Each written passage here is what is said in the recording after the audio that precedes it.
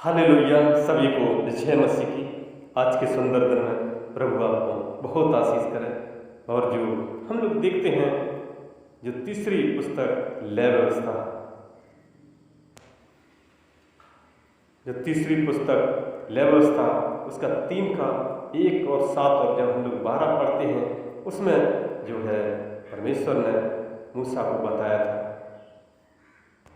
और इसमें है मेल बलि की विधि। ये तीसरी विधि है, क्योंकि पहली थी होम बलि और दूसरी थी अन्न बलि और तीसरी है ये जो मेल बलि।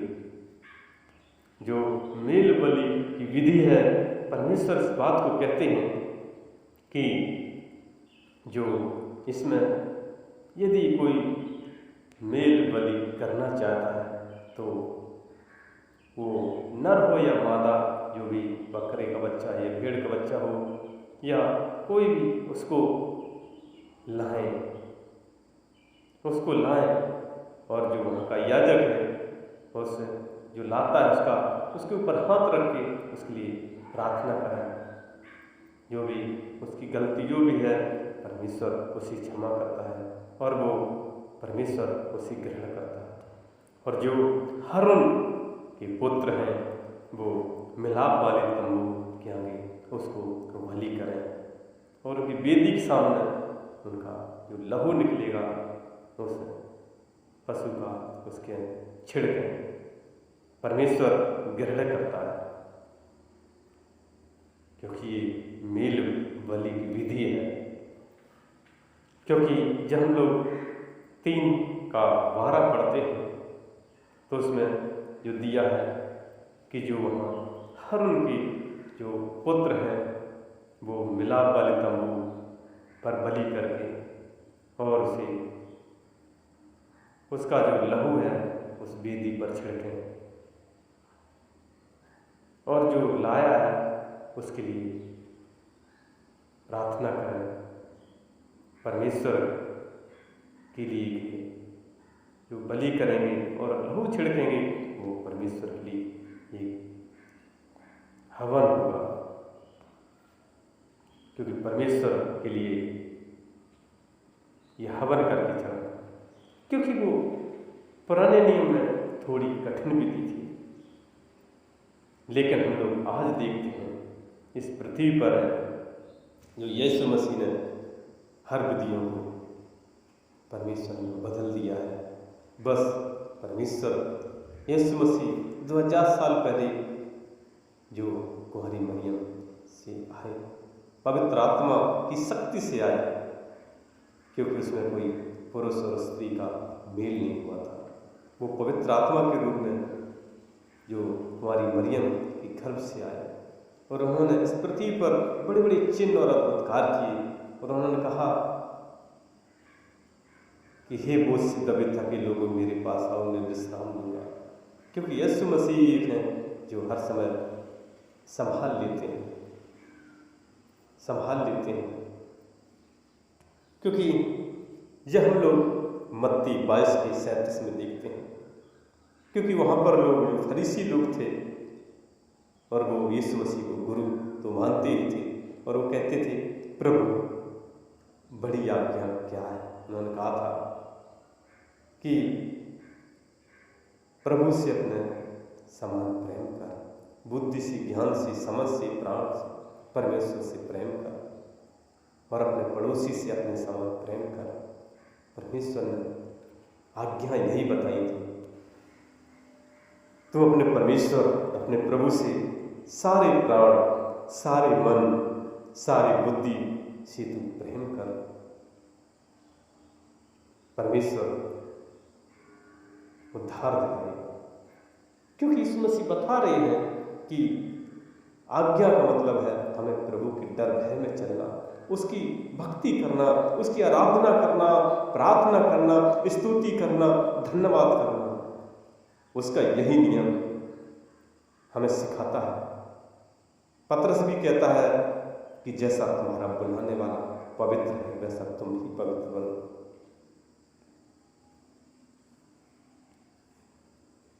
और पहला यूहन्ना 5 के 11 और 12 में भी देखते हैं परमेश्वर अनंत जीवन देता है और वो यीशु मसीह में, क्योंकि जिसके पास पुत्र है उसके पास जीवन है, जिसके पास यीशु मसीह है उसके पास जीवन है, और जिसके पास यीशु मसीह नहीं है, उस परमेश्वर का पुत्र नहीं है, उसके पास जीवन नहीं है, बस दिखावटी है, शरीर है।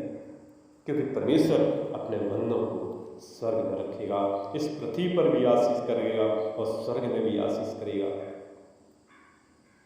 क्योंकि पुराने नियम में देखते हैं परमेश्वर की बहुत कठिन आज्ञा थी। मूसा को जब परमेश्वर ने बताया था कि लोग भेल बलि करें, भेड़ बकरी का बच्चा हमें चढ़ाएं, ताहम सुखदायक सुगंध वाला हवन ठहरेगा मेरे प्रभु के भक्तों। लेकिन यीशु मसीह ने अपने आप को ही उस वेदी पर चढ़ा दिया, क्रूस पर कुर्बान हो गए। उन्होंने अपना सारा जीवन उस क्रूस पर बलिदान कर दिया।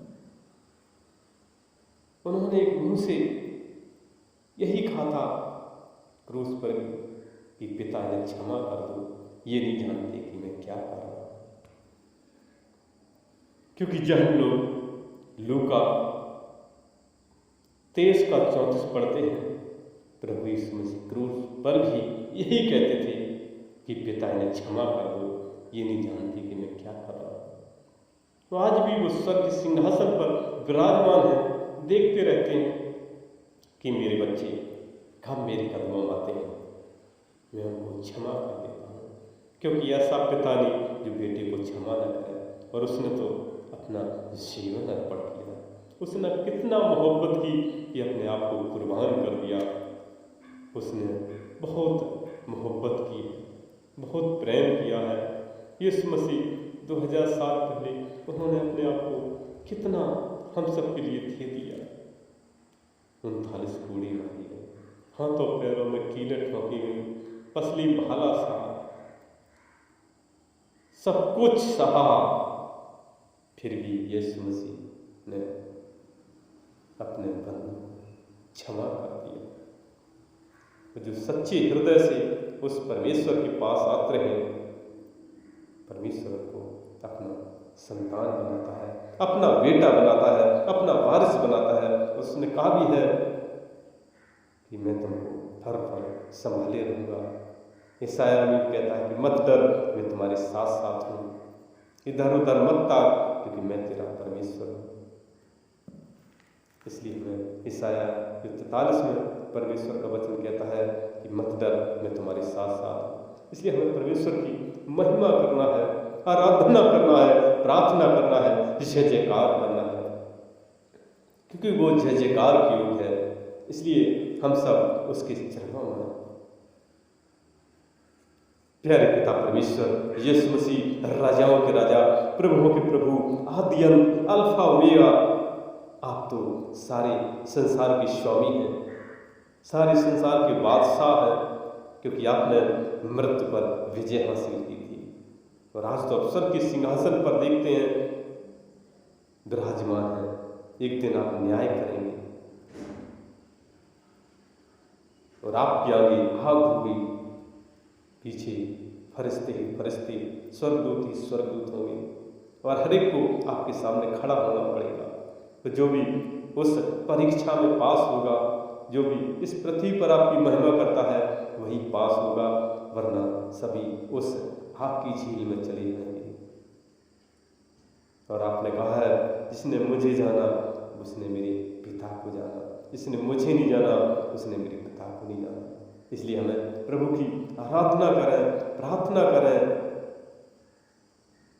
जय जयकार करें, क्योंकि वो जय जयकार की युग है। जिंदगी तो इस पृथ्वी पर थोड़े दिन की है, कब यहाँ से जाना पड़ा है कोई पता नहीं। हर पल हर सेकंड बहुत ही कीमती है,